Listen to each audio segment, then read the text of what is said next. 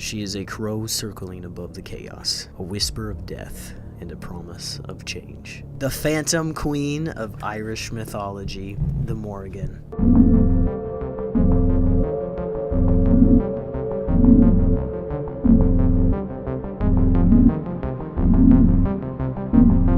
Hey friends, and welcome back to another episode of the Mystic Junkie. My name is Jason, and I'm your host. This is the show where we talk about anything mythical, magical, unexplained, and maybe we can explain it a little further. On today's episode, we are going to explore the Morrigan's complex role in Irish mythology and why she remains a powerful symbol in culture and spirituality today. What we're going to talk about is the origins and the identity of the Morrigan, her symbolic and mythological roles, major appearances in mythology, and her modern interpretations and the legacy. So a lot of the stuff I got today was from this book right here, The Guise of the Morrigan. There is an excerpt from this. It is basically, it's called Her Prediction, her prophecy. We're going to talk about that. I'm going to read that. And this book is interesting. Check it out. You can find it in a lot of libraries, random bookstores. You can find it online. It's by David Rankine and Sarita Deste. So yeah, check it out. I enjoyed it.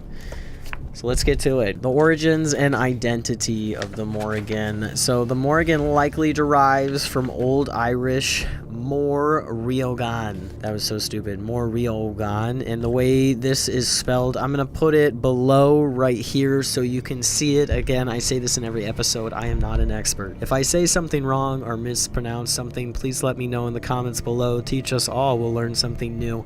So this word right here, this means great queen or phantom queen. The dual nature of her name reflects her dual role as both sovereign and specter. So she was known to be good and bad all at the same time. She is an individual who is known for the triple goddess concept. So this is not just one person. It's kind of like in Christian religion, you have the divine Trinity, the Father, the Son, the Holy Ghost. There's in the Christian religion, the Catholic religion, the Trinity. 3 is the magic number. We all learned that in School of Rock. They're often seen as a 3-person figure. The Morrigan, the Battle Fury, the Matcha, which is the Sovereign, and the Fertility. It seems essentially this is just, it's her personalities that come out, and some older versions also include the Nemen, which is associated with frenzy and confusion in battle. This reflects Celtic traditions of triple deities representing life cycles or multiple powers. She wasn't just one thing. This goddess is multifaceted. We got a multifaceted phantom queen here. Do not forget it. She's out here not only causing fertility, but she's also out here causing battle fury and confusion and frenzy, and she's creating life and death. She is out here. She's got a lot going on. So she's got divine lineage, actually. She's the member of the Tuatha De Danann, a race of deities representing natural forces and the Irish divine order. Pretty sure I talked about that in a previous episode about Fae. I guess you could consider this individual a fae. She's a goddess, and she's the daughter of Ernmas, and possibly of the war god Nuada. So she's connected to the land, the underworld, and the other world. So the other world is where the Fae live. So, and they'll lure you there. So she's connected to the land, on the dead, and the other world. So she's got a lot going on, and she's got a lot of roles. She's got a lot of roles. She's got a lot of symbolism, a lot going on. You'll hear in a lot of her stories. So if you read further into this book, you're really gonna read a lot of battle stories. She would get it. She would get into cahoots with a lot of war heroes and help guide them through certain wars, certain battles, and if they helped her, she would help them. If they didn't help her or they didn't keep their promise, she would then bring them death. And she is very theatrical, and it would be a very theatrical death in my opinion. She is known as the goddess of war and death. It appears before or during battles as a omen of death, and she often appears in the form of a crow or a raven.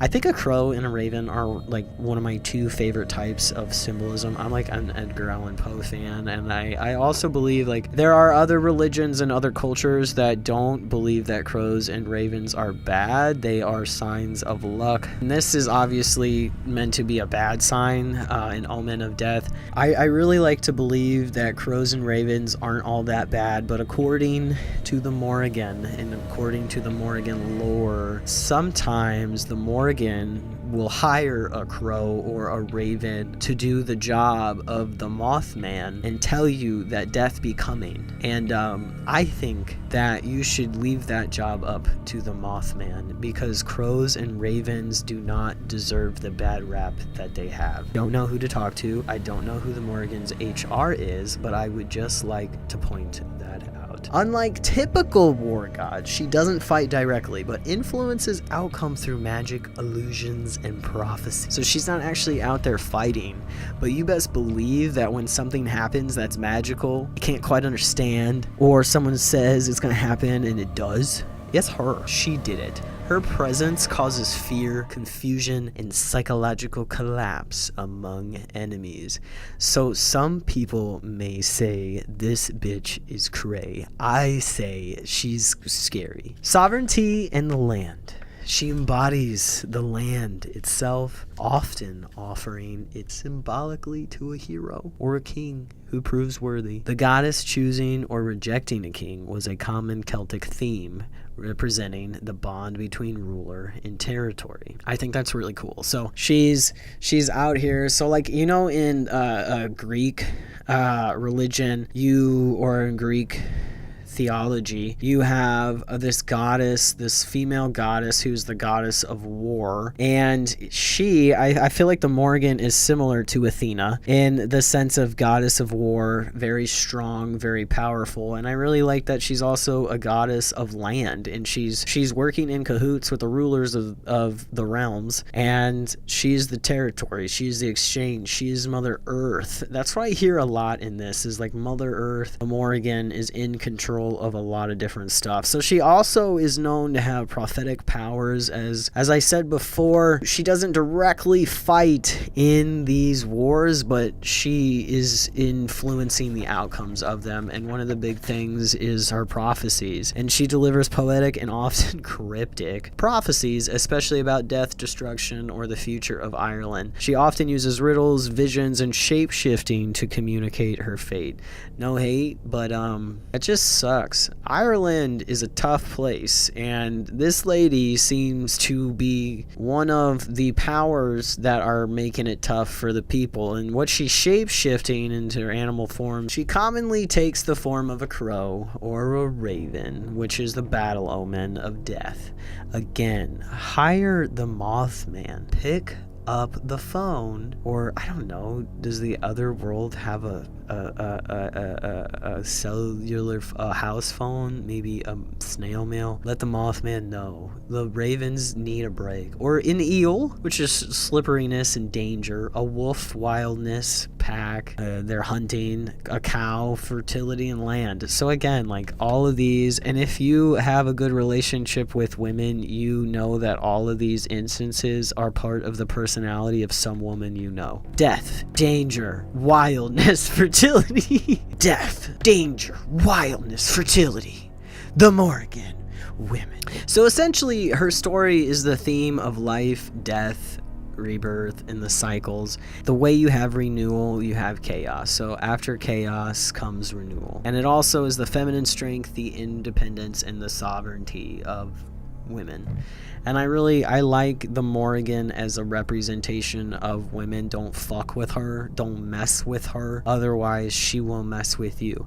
But she'll keep you safe. She got you going. If you're a mystic, you know that there are a group of individuals who do worship this goddess and they pray to her. She's got a church. There are individuals who go to this form for guidance, and I think the feminine strength that she provides, the independence and the promise of renewal, even though things may seem chaotic, I think that's hopeful for a lot of people. There are a few key myths that happen, and this is a story where I'm gonna do my best to pronounce the names, and I know I'm not gonna get it right, but I'm gonna put it down below.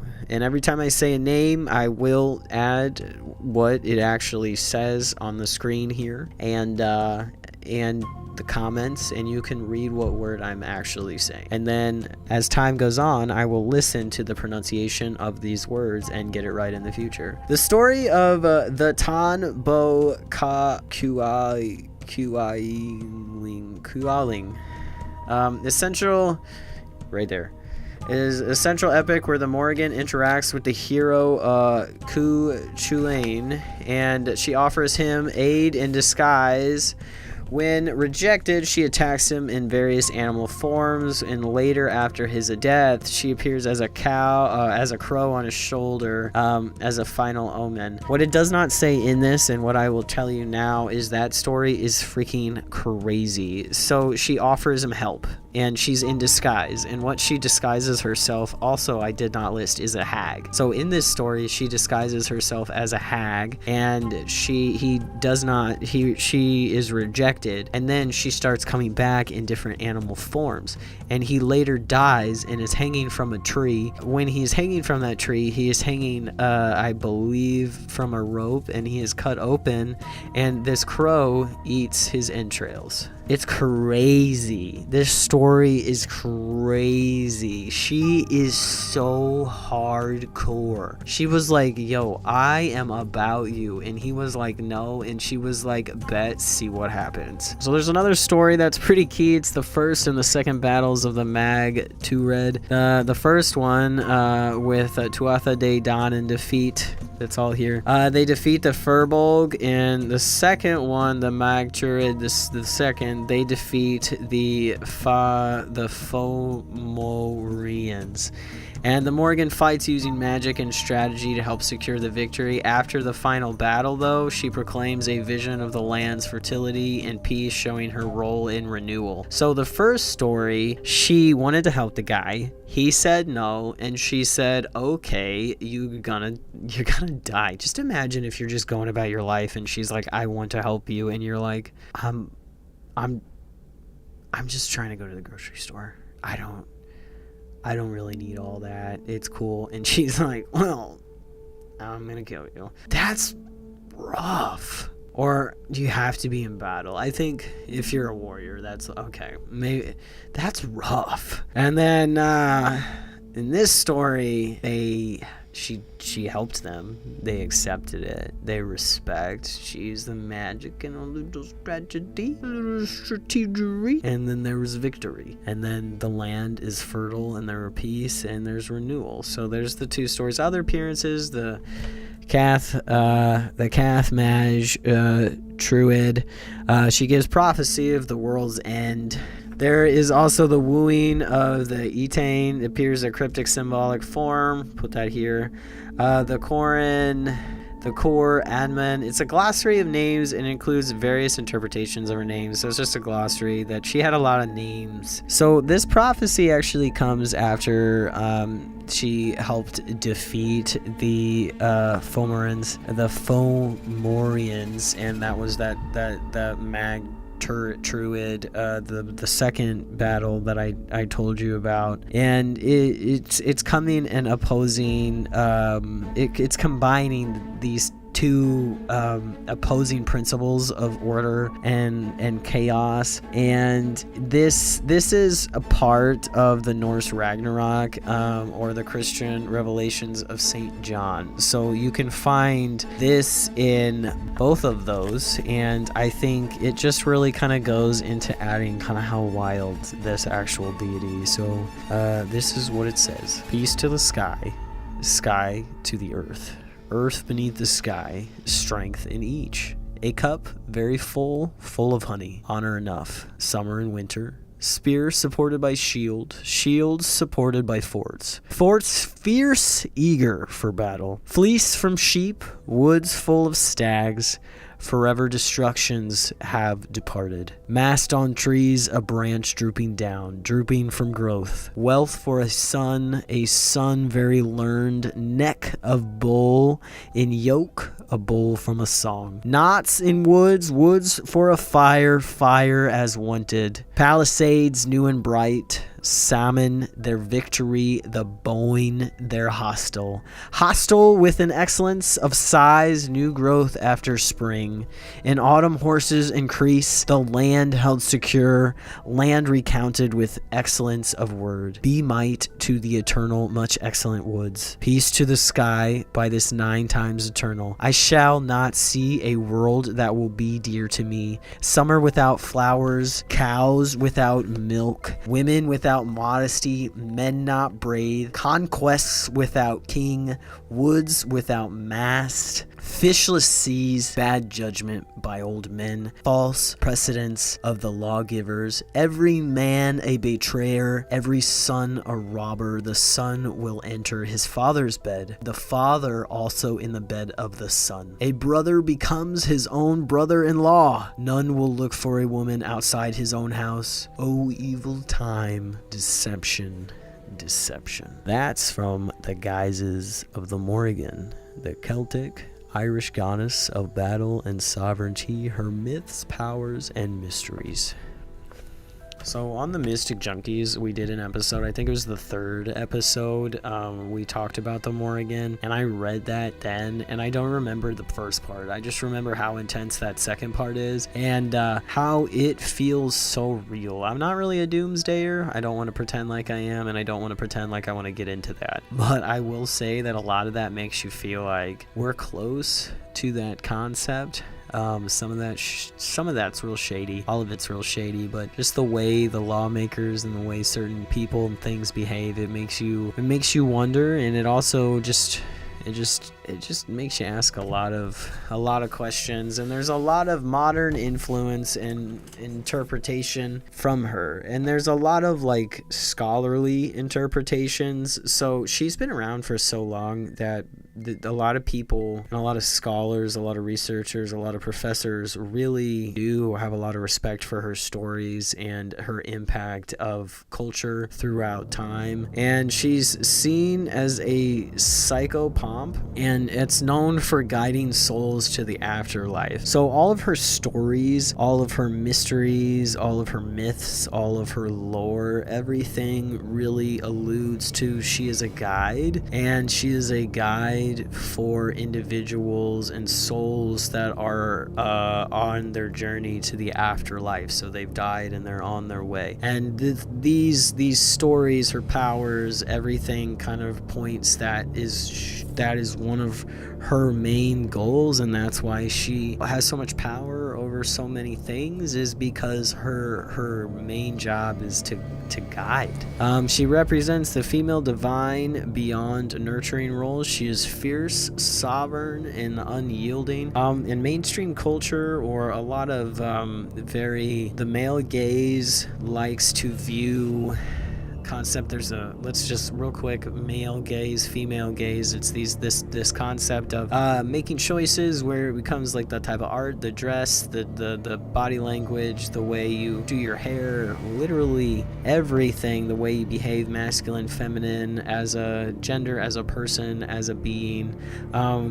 you can categorize that into like a male gaze and a female gaze. And a lot of times in the male gaze, females or women or individuals of femininity, they're seen as only nurturers, or they're only seen as weak or soft. The Morrigan is here to represent more than that. She is fierce, like I said, sovereign and unyielding. She is not frail, she is strong, and she is often studied as a death rebirth figure tied to seasonal and societal cycles. So when you really think about it, you can compare, I don't want to compare her to well, I do. You can really compare the death, the rebirth, those stories you hear in the Christian religion. That cycle is a very powerful one. And when we talk about individuals or creatures who are participating in that, they are yielding the ultimate power to be able to die and then come back. That is a cycle, and it is one of the most formidable forms of strength, essentially. And she is representing the death and the rebirth of a figure, and again, it's very much tied to seasonal and societal cycles. She embodies a lot of different things outside of what she was originally written in her lore. Now she is representative of certain cultures, almost within the feminist movement, or certain concepts. So she embodies female autonomy. That's very, very pertinent, topical to what's going on in the world today. Sexual agency, also topical, and the refusal to be controlled by male heroes. So she's really that character in this story who is saying, you are an independent, you're a strong, independent woman, and you don't need to take shit from no male. She's seen as a challenge to the patriarchal narrative in myth, where women are passive or victimized. So she represents the opposite of the patriarchy. She is here to remind women that women are strong, remind men and women that women are strong. The myth is that they're weak. The neo-pagan and the Wiccan adaptation. Neo-pagan, new pagan beliefs, and Wiccan, they revered in modern Celtic and pagan practices. So they modernized a lot of these stories, and they say that she invokes protection, prophecy, transformation, and personal empowerment. And she's celebrated during Samhain, when the veil between worlds is thin, and there's a celebration where she has sex in a river with another deity. It's a war god or a war hero, and when that happens, the veil is thin, and you can look more into it. I'll put a link in the description to tell you more. You can read more into that celebration. But during Samhain, Halloween, is when she is the strongest. The veil between the worlds are the thinnest. She's in a lot of pop culture. I didn't realize this. I gotta be honest with you, I've never heard of any of these, so I don't know, but in their video games like Smite, Hellblade, Senu's Sacrifice, and I'm pretty sure there's a game called the Morrigan. I remember in the Mystic Junkies plural episode that we did, we talked about that game. I'd never played it, never heard of it, never seen it, but pretty sure there is, and she's a strong, scary lady. Fantasy novels by authors like Morgan Llewellyn, I just butcher names, and Juliet Marillier. TV shows, comics referencing war goddesses or mysterious crows. Give the crows a break. Hire the Mothman. The Mothman and the Morrigan are working together for symbolism and popularity. She just continues to be a powerful architect for female complexity and transformation. I think she's a very strong representation for women and femininity, and that you can be strong, badass lady, rule the land and the war, and know magical skills, and get crows and ravens in trouble. So a couple key points to take away from this. The Morrigan is not just a goddess of war, but she's of fate, sovereignty, prophecy, and transformation. With chaos comes renewal. With craziness comes change. With death comes rebirth. You're not, bad doesn't mean bad, bad can mean good. And she embodies both terror and fertility, destruction and renewal. I think my final thought with this is the Morrigan she's a strong, badass lady, or three lady, or lady with three different aspects, or three ladies.